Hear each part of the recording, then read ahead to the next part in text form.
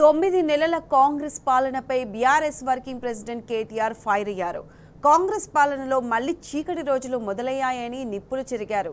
Current కోతలు, విత్తనాల కోసం క్యూలు, ఎరువుల కష్టాలు మొదటికొచ్చాయని అన్నారు.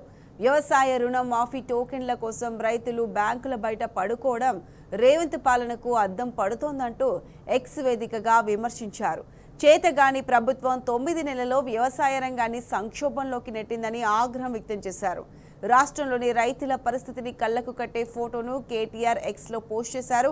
మనకు అన్నం పెట్టే అన్నదాతకు కనీసం చేయూత అందించకపోతే ఈ ప్రభుత్వం ఉండి ఏం ప్రయోజనమని కేటీఆర్ ప్రశ్నించారు.